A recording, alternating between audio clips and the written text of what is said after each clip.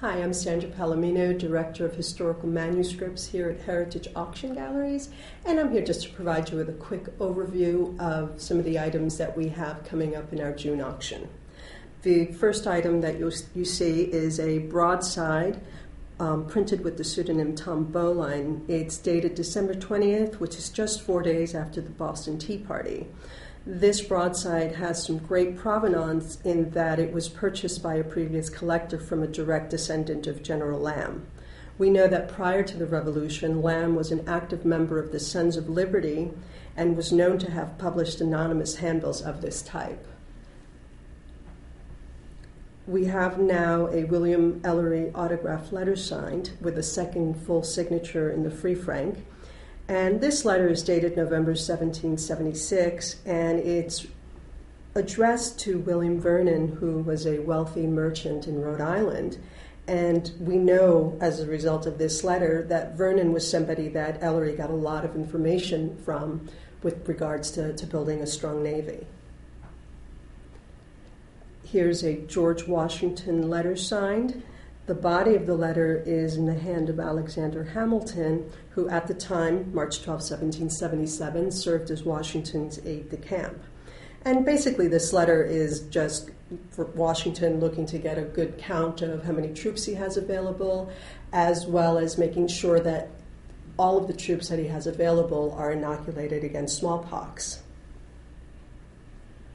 This is a wonderful content letter that we have written by William Vernon Jr., and this is a unique letter in that it describes in great detail the death of Captain Yates from the Continental Army by the hand of a British soldier.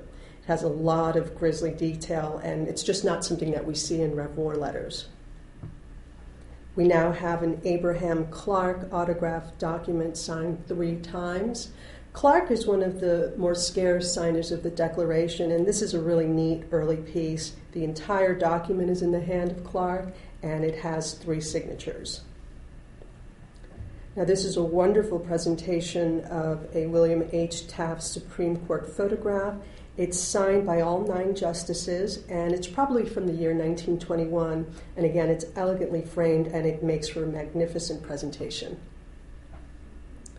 This is a really neat item. It's a Frederick Douglass autograph letter signed, providing a very quick sketch of his life. And he's writing in response to somebody who's looking to get a detailed biography by him. And he just very simply responds, "Don't know my age. I think I'm far from 64.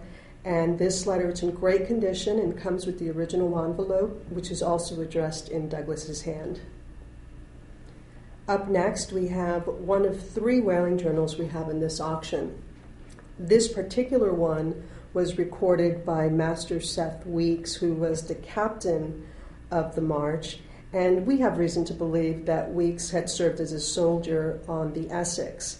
For those of you who aren't familiar with whaling history, the Essex had a gruesome history and served as inspiration for Melville's best-known work, Moby Dick.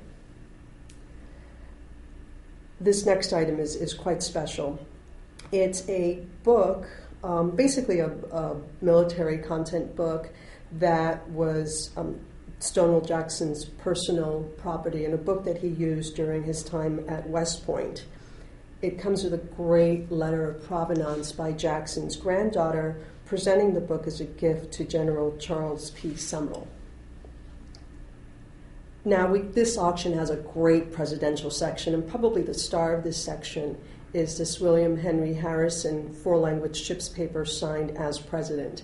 And any presidential collector knows that there are just a handful of William Henry Harrison items signed as president. Next, we have an Abraham Lincoln autograph letter signed as president. And it's not so much the content as who it's addressed to. It's addressed to Salmon Chase, who was a cabinet member, the one with whom he had the most strained relationship. And he uses a kind of a key phrase here, "Will you please give him a few minutes of your valuable time?" And he's introducing George Weston, who was editor of the first Republican paper established in Washington. This next letter is a fun little piece. It's an autograph note signed by Lincoln where he makes reference to Tad, and as you all know, these are very, very rare references. This next item is kind of an oddity. It's a Charles Guiteau autograph letter signed. Just, it's in great content, and he's describing his assassination of President Garfield as a terrible act of God. We have here a Douglas MacArthur autograph letter signed. It's a quite lengthy love letter, which he writes to his future wife, Louise Brooks. What's great about this letter is that it comes with this huge archive of letters written to Brooks by both her mother and her second husband, Lionel. And in the letters written by her mother, we come to find out that the relationship with MacArthur was a little rocky, and that, on occasion, MacArthur was known to hit her. We now have an archive of J.D. Salinger letters, and these are very, very special letters. Salinger is writing to his childhood friend, Ines Warner, and there's just wonderful content about Salinger's childhood. And next up, we have an Albert Einstein typed letter signed. It's written just 2 months before D-Day, and Einstein reveals that his first manuscript about relativity was not burned by the Nazis, but in fact that he himself had thrown it into the wastebasket just because he thought it was a waste of time. And the very last item I wanted to share with you was another Albert Einstein letter. It's entirely in his hand, signed twice, and he's writing to Dr. Hugo Iltis, basically thanking him for the pleasure of having written his book of Myth and Blood and Race. And this is one of 3 letters we have by Einstein written to Dr. Iltis. And that completes our quick overview of what we have coming up in our June auction. Certainly look forward to hearing from you and hope that there are some items that appeal to you.